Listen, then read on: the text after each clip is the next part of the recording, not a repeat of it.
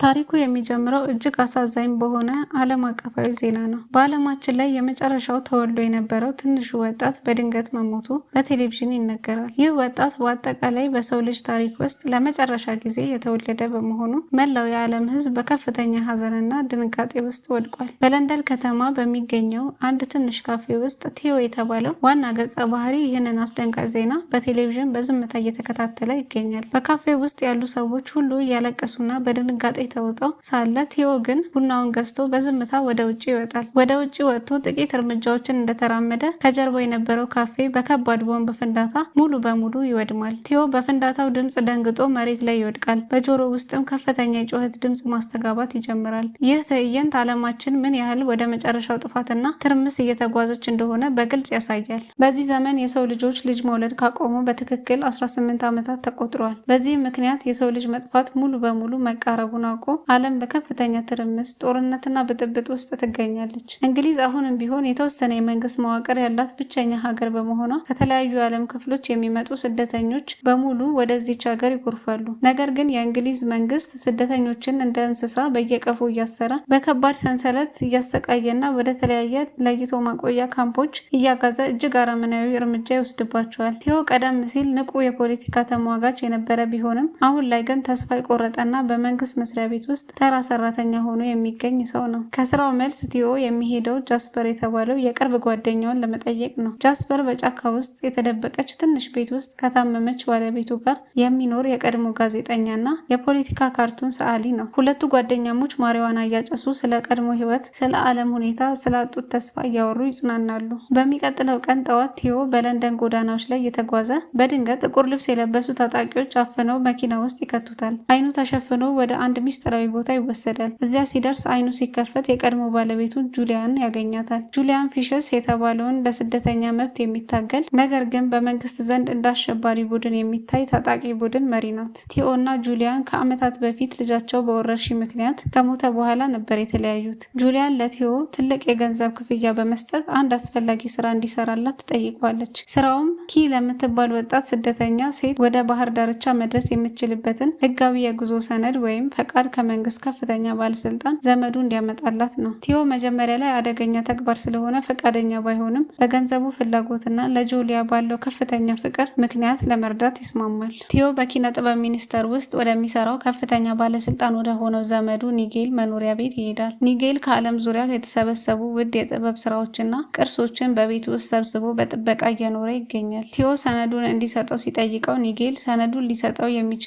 ሴትዮዋ አብራ ከቲዮ ጋር የምትሄድ ከሆነ ብቻ እንደሆነ ይነግረዋል። በዚህ መሰረት ቲዮ ሰነዱን ይዞ ወደ ጁሊያን ቡድን ጉዞ ይጀምራል። በመኪና ውስጥ ቲዮ፣ ጁሊያን፣ ወጣቷ ኒ እንዲሁም የቡድኑ አባላት የሆኑት ሉክ እና ሚሪያም አብረው ይጓዛሉ። በመንገድ ላይ የተጓዙ ሳለ በጫካ ውስጥ በድንገት መንግስት ላይ የሚያምፁ በርካታ ቁጡ ሰዎችና ወንበዴዎች መኪናቸውን በድንጋይና በዱላ መምታት ይጀምራሉ። መኪናው ለማምለጥ ወደ ኋላና ወደፊት በሚነዳበት ወቅት በሞተር ሳይክል የመጡ የታጠቁ ሰዎች በመኪናው ላይ ተኩስ ይከፍታሉ። በዚህ ከባድ የተኩስ ልውውጥ ወቅት አንዲት ጥይት የጁሊያን አንገት ትመታለች።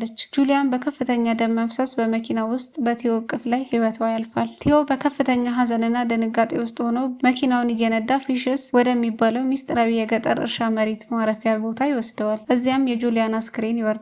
የቡድኑ አባል የሆነው ሉክ ራሱን አዲስ መሪ አድርጎ ይሾማል። በዚህ ምሽት ቲዮ በከባድ ሀዘን ውስጥ ሆኖ በእርሻው ውስጥ ሲዘዋወር ወጣቷ ኒ ወደ በረት ውስጥ በሚስጥር ትጠራዋለች። ኒ ልብሷን ስታወልቅ ቲዮ ፍጹም ማመን የማይችለውን ተአምር በአይኑ ይመለከታል። ኒ ነፍሰ ጡር ናት። ሆዷን በከፍተኛ ሁኔታ አብጧል። በዓለም ላይ ልጅ መውለድ ከተቋረጠ ከ18 ዓመት በኋላ ይህች ልጅ ለመጀመሪያ ጊዜ ያረገዘች ብቸኛ ሰው ናት። ኒ ይህንን ሚስጥር ለቲዮ ብቻ የነገረችው ጁሊያን ከመሞታ በፊት ቲዮን ሙሉ በሙሉ እንደምታምነውና ማንኛውንም ነገር ለእርሱ እንድትነግረው ስላዘዘቻት ነው። ኒ ህፃኑን በሰላም ለመውለድና ለሰው ልጅ የወደፊት ተስፋ ለመስጠት ሂውማን ፕሮጀክት ወደሚባለው በባህር ላይ ወደሚገኘው ሚስጥራዊ የሳይንቲስቶች ቡድን መድረስ እንደምትፈልግ ትነግረዋለች።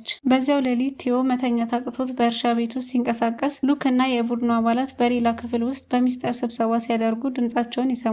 በጥንቃቄ ቀርቦ ሲያዳምጥ ጁሊያን ያስገደለው ራሱ ሉክ መሆኑን ይረዳል።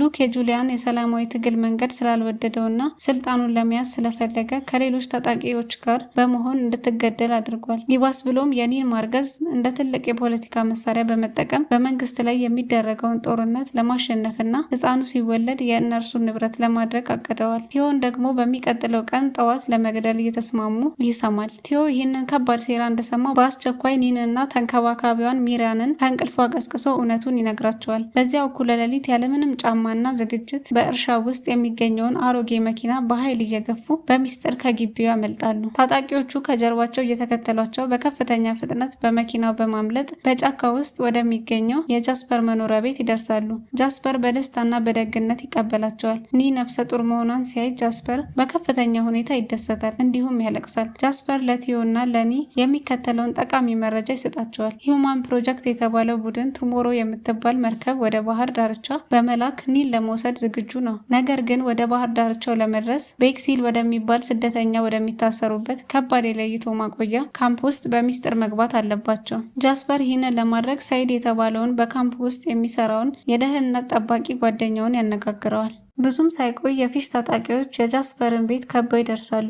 ጃስፐር ቲዮን፣ ኒንና ሚሪያምን በሚስጥራዊ መንገድ በጫካ በኩል እንዲያመልጡ ያደርጋቸዋል። ጃስፐር ግን የታመመችውን ባለቤቱን ጥሎ መሄድ ስለማይችል እዚያው ይቆያል። ሉክና ታጣቂዎቹ ወደ ቤቱ ገብተው ጃስፐርን ስለ ቲዮ መውጫ መንገድ በጥብቅ ይጠይቁታል። ጃስፐር ግን ምንም አይነት መረጃ ሳይሰጣቸው እያፌዘባቸው ይስቃል። በንዴት ሉክ ጃስፐርን በጥይት መትቶ በቲዮ ዓይን ፊት ይገድለዋል። ቲዮ በጫካ ውስጥ ተደብቆ የቅርብ ጓደኛውን መገደል በከባድ ሐዘን ይመለከታል። ነገር ግን ኒን ለማዳን ሲል ጩኸቱን ውጦ ጉዞውን ይቀጥላል። በቀጠሮ መሰረት ከሲድ ጋር ይገናኛሉ።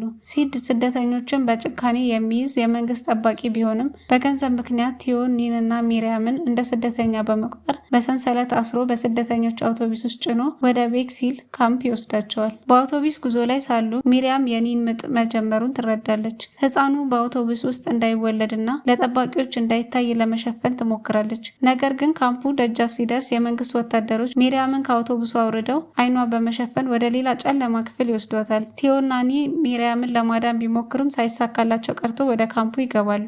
በካምፕ ውስጥ ያለው ሁኔታ ፍጹም ሲኦል ይመስላል። በሺዎች የሚቆጠሩ ስደተኞች በቆሻሻ በበሽታና በረሃብ ውስጥ ይኖራሉ። በየመንገዱ የመንግስት ወታደሮች ሰዎችን ይረሽናሉ፣ ያሰቃያሉ። ቲዮና ኒ አንዲት ማሪካ የምትባል ደግ ሴት ስደተኛ ያገኛሉ። ማሪካ በካምፕ ውስጥ የምትኖር መንገድ የምታውቅ በመሆኗ ለቲዮና ለኒ የሚቆዩበትን አንድ አሮጌ ክፍል ትሰጣቸዋለች። በዚያው ምሽት በዚያው አሮጌና ጨለማ ክፍል ውስጥ የኒ ምጥ ይበረታል። ቲዮ ምንም አይነት የሕክምና መሳሪያ በሌለበት ሁኔታ በራሱ እጆች ኒን በማገዝ ህፃኑን በሰላም እንዲወለድ ያደርጋል። የተወለደችውም ቆንጆ ሴት ልጅ ናት። በዓለም ላይ ከ18 ዓመታት በኋላ ለመጀመሪያ ጊዜ የህፃን ልጅ ጩኸት ድምፅ በዚያ ጨለማ ክፍል ውስጥ ያስተጋባል። ኒ ልጇን አቅፋ ታለቅሳለች። ቲዮም የሰው ልጅ የወደፊት ተስፋ በእጁ ላይ መኖሩን አይቶ በአዲስ ጉልበት ይሞላል። በማግስቱ ጠዋት በካምፕ ውስጥ ታላቅ ብጥብጥና ጦርነት ይነሳል። ፊሽስ የተባሉ ታጣቂዎች ካምፕ ውስጥ ሰርገው በመግባት ከመንግስት ወታደሮች ጋር ከባድ የከተማ ውስጥ ውጊያ ይጀምራሉ። መላው ካምፕ በቦምብ በሚሳኤልና በጥይት ይናወጣል። በዚህ መሃል ሲድ የተባለው ጠባቂ ኒ መውለዷንና ህፃኑ እጅግ ውድ መሆኑን አውቆ ሁለቱንም ለመንግስት አሳልፎ በመስጠት ትልቅ ሽልማት ለማግኘት ይሞክራል። ቲዮን ሊገድለው ሲዘጋጅ ማሪካ በድንገት ደርሳ ሲድን በመምታት ቲዮንና ኒን ታድናቸዋለች። በአካባቢ ያለው ውጊያም እጅግ እየበረታ ይሄዳል። ቲዮን ኒን እና ህፃኑን ይዞ በፈረሱ ህንፃዎችና በጥይት መሃል እየተሳቡ ለማምለጥ ይሞክራሉ። ነገር ግን ሉክ እና ታጣቂዎቹ ህፃኑን ለመንጠቅ ቲዮን ያሳድዱታል። በአንድ ትልቅ ህንፃ ውስጥ ታጣቂዎቹ ኒንና ህፃኑን ማርከው ይዟቸዋል። ቲዮ ህይወቱን አደጋ ላይ ጥሎ ወደ ህንፃው ውስጥ በሚስጥር ይገባል። ህንፃው በመንግስት ታንኮችና ሚሳኤሎች እየተደበደበ ይገኛል። ቲዮ ወደ ክፍሉ ገብቶ ሉክ ህፃኑን ይዞ ሲከራከር ያገኘዋል። ሉክ ለቲዮ ይህ ህፃን የኛ ነው፣ የትግላችን መመለሻ ነው ይለዋል። በዚህ ጊዜ የመንግስት ታንክ ህንፃውን በጥይት ሲመታው ሉክ በከባድ ሁኔታ ቆስሎ ይወድቃል። ቲዮ ተጠቅሞ ኒንና ህፃኑን ከዚህ ህንፃ ይዞ ይወጣል። ሁለቱ ሰዎች ህፃኑን አቅፈው በህንፃው ደረጃ ላይ ወደ ታች ሲወርዱ ህፃኑ በከፍተኛ ድምፅ ማልቀስ ይጀምራል። ያ የህፃን ልጅ የጩኸት ድምፅ በህንፃው ውስጥ ለነበሩ ወታደሮችና ታጣቂዎች በሙሉ ይሰማል። ወዲያውኑ ፍጹም አስገራሚ ዝምታ ይሰፍናል። ለዓመታት የህፃን ድምፅ ተሰምተው የማያውቁ ወታደሮች በሙሉ መተኮሳቸውን ያቆማሉ።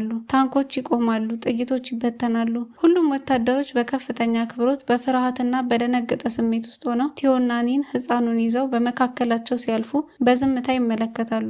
አንዳንዶቹም ይንበረከካሉ፣ ይጸልያሉ። ይህ ትዕይንት ህፃኑ ለሰው ልጅ በሙሉ ያለውን ትልቅ ዋጋ ያሳያል። ነገር ግን ከህንፃው ወጥተው ጥቂት እንደተራመዱ የመንግስት ጦር እንደገና ተኩስ እንዲጀምር ትዕዛዝ ስለሚሰጠው ጦርነቱ ይቀጥላል። ማሪካ እንደገና ደርሳ ቲዮንና ኒን በመምራት ወደ ባህር ዳርቻው የሚወስደውን ትንሽ ጀልባ ታሳያቸዋለች። ማሪካ አብራቸው ለመሄድ ፈቃደኛ ሳትሆን እዚያው ትቀራለች። ቲዮ ጀልባውን ወደ ባህሩ እየቀዘፈ በጭጋጉ መሃል ወደ ታሰበው ቦታ ይወስዳታል። ከካምፑ ርቀው በባህሩ መሃል ጸጥታ በሰፈነበት ቦታ ላይ ጀልባዋ ትቆማለች። መላው የቤክሲል ካምፕ በጦርነት አውሮፕላኖች ቦምብ ሲደበደብ ከሩቅ ይታያል። በዚህ ጊዜ ኒ በጀልባው ላይ ተቀምጣ ህፃኑን እያባበለች ሳለ በድንገት የቲዮ እጅ በደም መሸፈኑን ታያለች። ቲዮ በህንፃው ውስጥ በነበረው ውጊያ ወቅት በሉክ ጥይት ቆስሎ እንደነበረና እስካሁን ድረስ ህመሙን ደብቆ ጀልባውን ሲቀዝፍ እንደነበረ ይገልጻል። ቲዮን በከፍተኛ ሁኔታ እየደከመና አይኑ እየጠፋበት ይሄዳል። ኒ በከፍተኛ ሁኔታ እያለቀሰች እባክህ አትሙት፣ ልጄን እንዴት እንደማሳድጋት አላውቅም ስትል ትለምነዋለች። ቲዮ ግን በሰላማዊ ፈገግታ ሆኖ ልጇን እንዴት ማሳለቅና ማባበል እንዳለባት ያስተምራታል። ልጇን ደህና ቦታ ስላደረሰ ውስጣዊ ሰላም ያገኛል። ቲዮ ቀስ እያለ አይኑን ይዘጋል። በጀልባው ላይ ህይወቱ ያልፋል። በዚሁ ቅጽበት በጭጋጉ መሃል ቱሞሮ የምትባለው የሂውማን ፕሮጀክት ትልቅ መርከብ ቀስ እያለች ወደ ጀልባዋ ስትቃረብ ትታያለች። ኒ ልጇን አቅፋ መርከቧን በተስፋ እየተመለከተች ሳለ ታሪኩ ፍጻሜውን ያገኛል።